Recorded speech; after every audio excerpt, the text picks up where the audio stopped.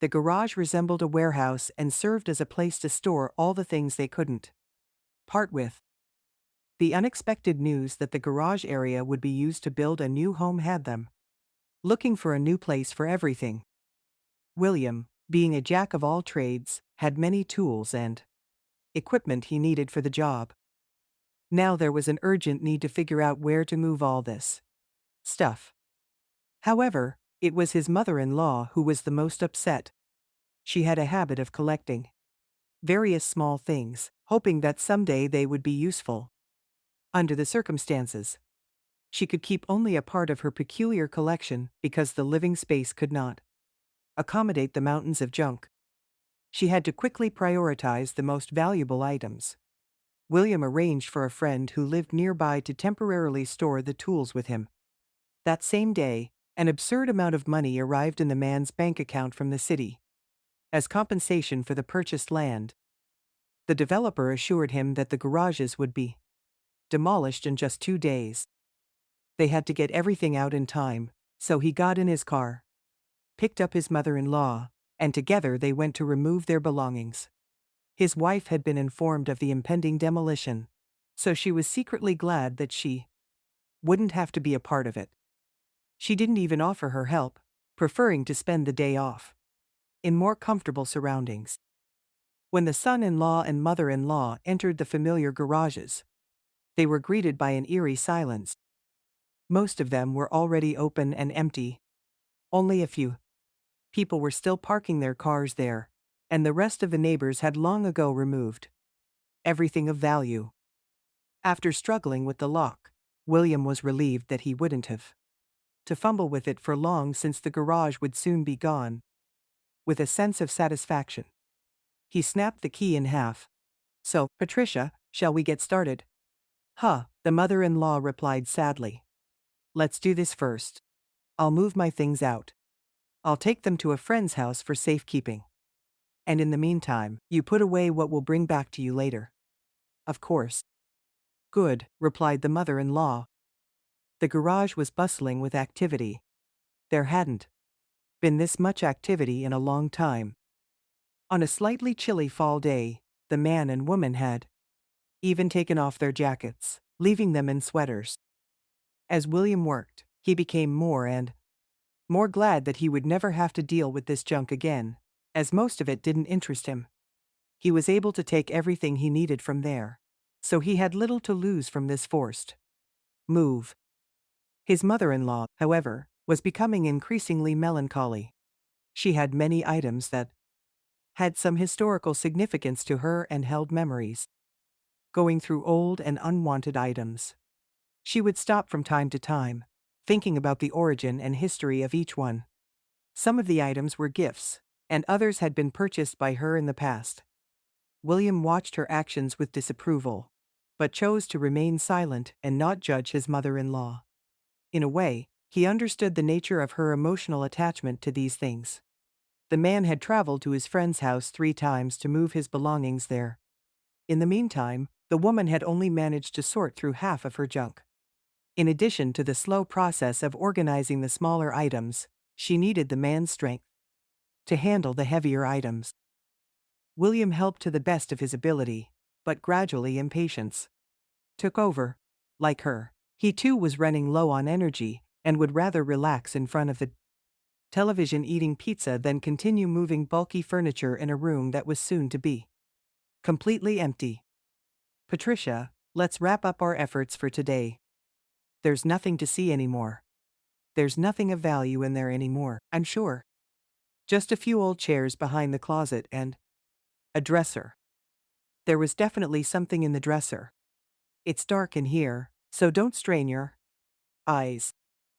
"Well, then shine a flashlight on me if you couldn't get light in here all these years." "I don't need it now," he said, embarrassed. "You handled the situation well." The woman took a defensive stance. William decided not to provoke a conflict with his mother-in-law and remained silent, simply turning on the flashlight on his phone. He was very embarrassed that he, a skilled craftsman who makes a living fixing, building, and repairing things for others, couldn't even install a single light bulb in his own garage. Bored, the man noticed the silhouette of his mother-in-law, hunched over, digging in the dust on the floor. She possessed an attractive physique.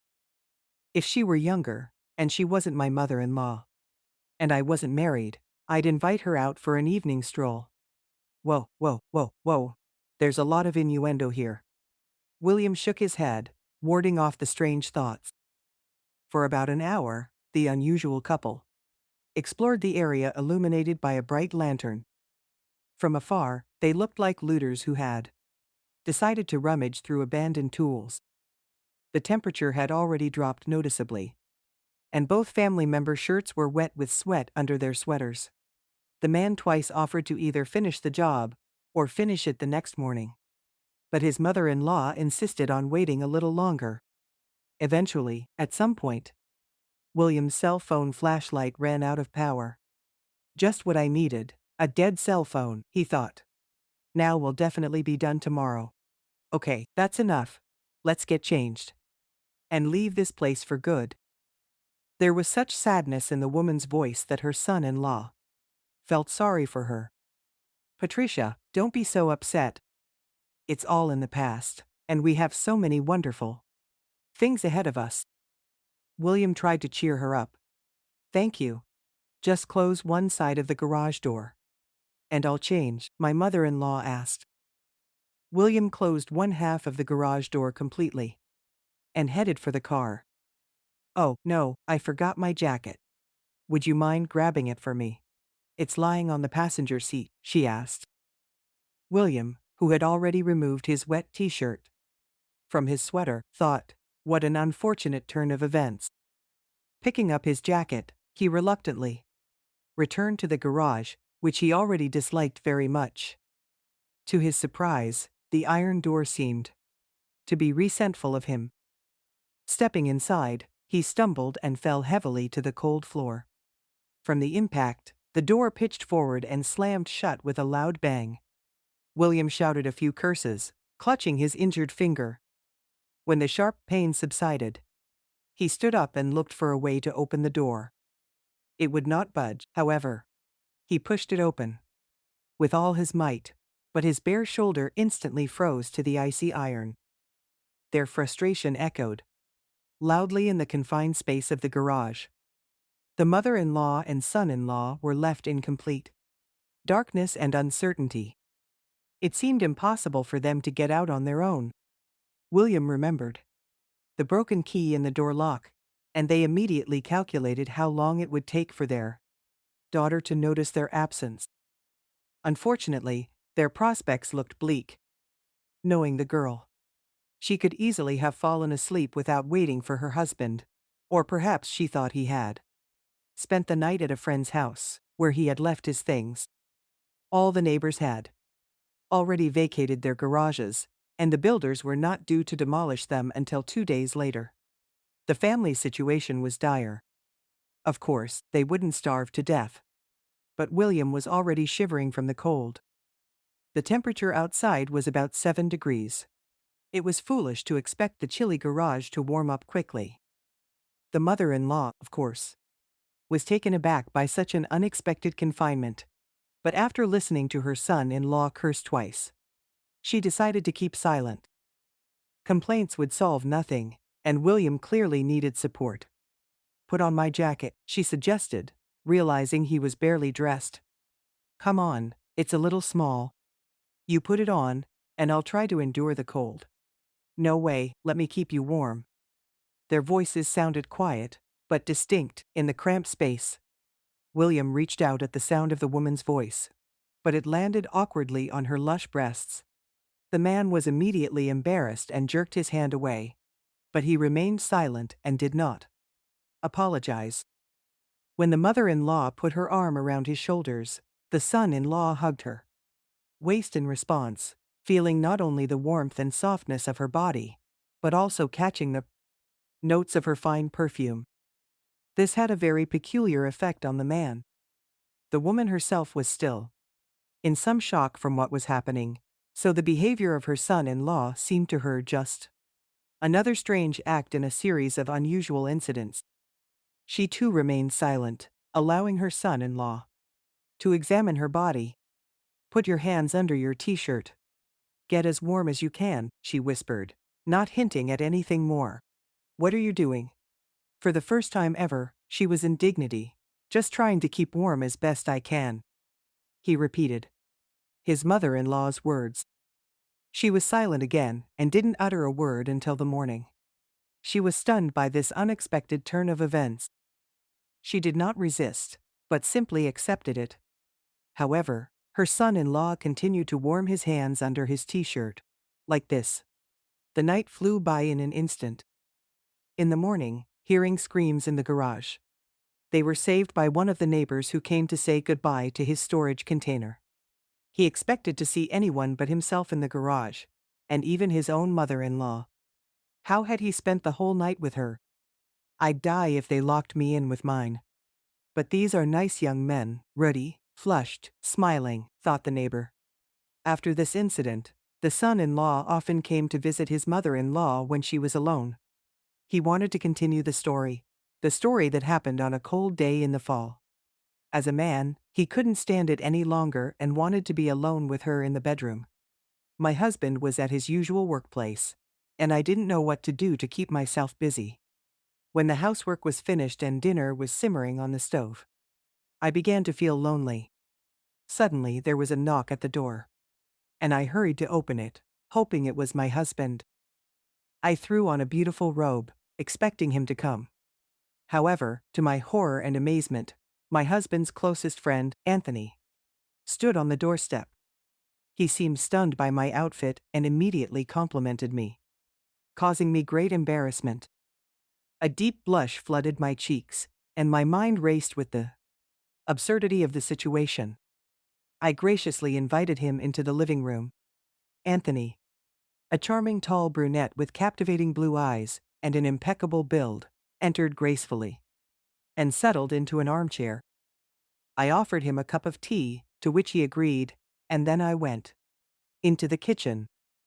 It was there that I decided to make a quick phone call to my husband to inquire about his return from work.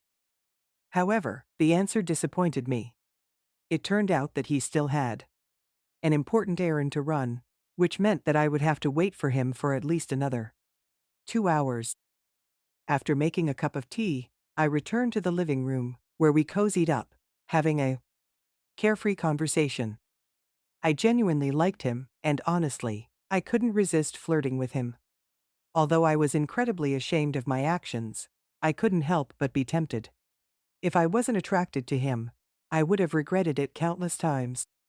Anthony seemed to feel this attraction too.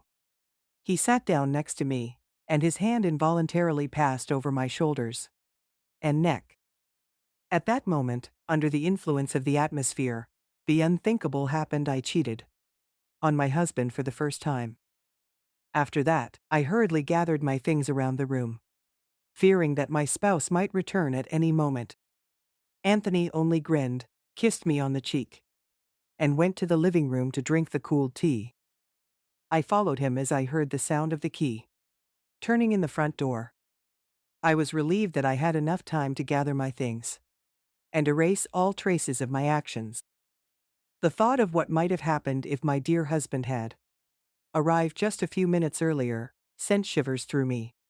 However, he didn't notice any change in my behavior and was very happy that Anthony had decided to visit him before his business trip.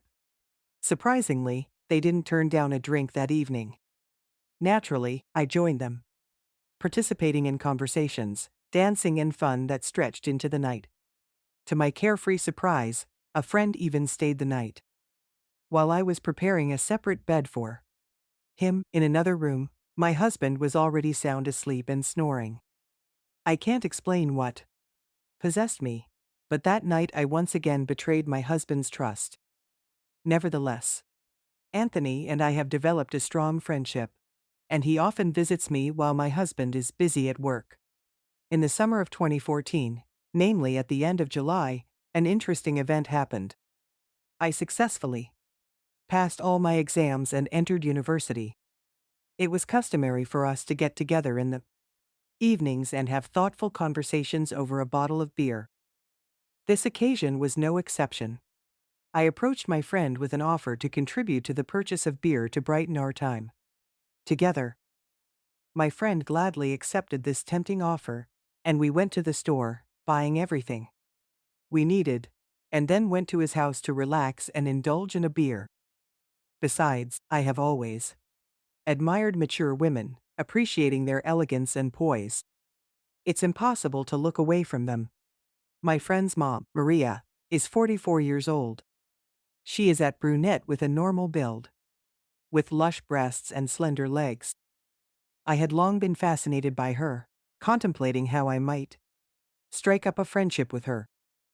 Naturally, I did not reveal these thoughts to my friend, but the thought of a connection with his mother continued to occupy my mind, and I was powerless to resist her attraction.